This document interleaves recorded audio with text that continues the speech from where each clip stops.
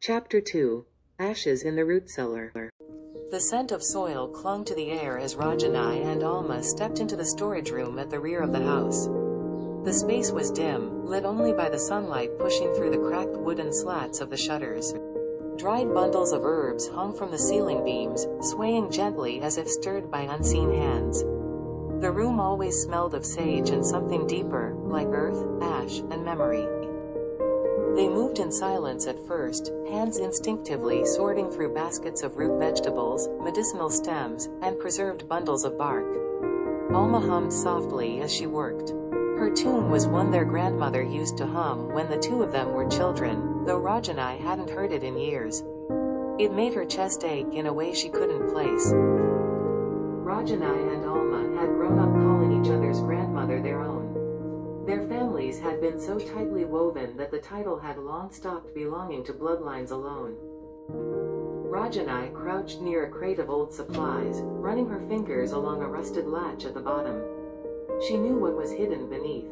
With a glance at Alma, who had busied herself near the shelves, Rajanai carefully pulled the crate aside and lifted a floorboard. In the hollow space below, rested a weathered tin box. She hesitated. The last time she opened it was the day of her grandmother's passing.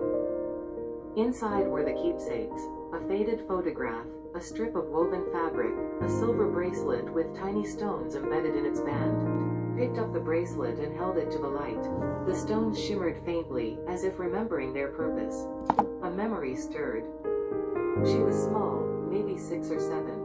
Her grandmother had pressed the bracelet into her hand and whispered, "This will remind you who you are when the world tries to convince you otherwise."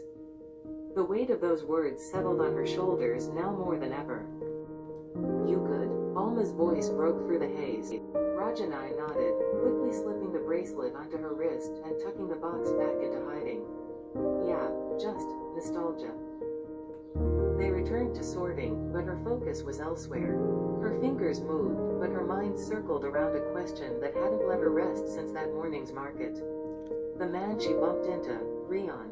Something in his eyes had pulled a forgotten thread inside her, something timeless and familiar. "You still thinking about him?" Alma asked, not bothering to look up. Rajanai stiffened. "No." "You sure? You've got that face." "That, I'm unbothered but actually bothered, face." Rajanai smirked despite herself. "That obvious, huh?" "Only to me," Alma said, finally looking over with a knowing smile. "You should talk to Nana about it. If it shook you, it means something." Rajanai poured a cup of the herbal tea from the clay pot they kept warming on the hearth. The blend was one of their grandmother's, dried lemongrass, crushed starroot, powdered bark, and a twist of sunvine for clarity.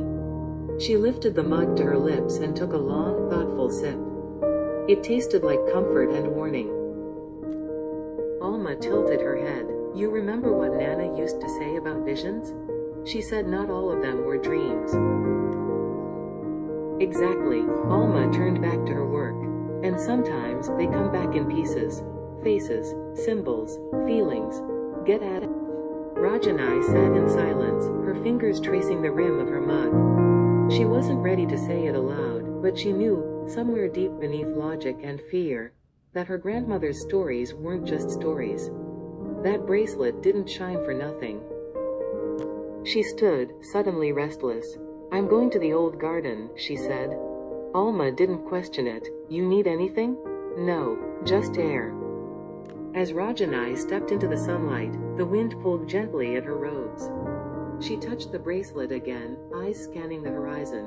The world had changed so much, but maybe, just maybe, the old powers hadn't gone silent. Maybe they'd just been waiting for her to listen.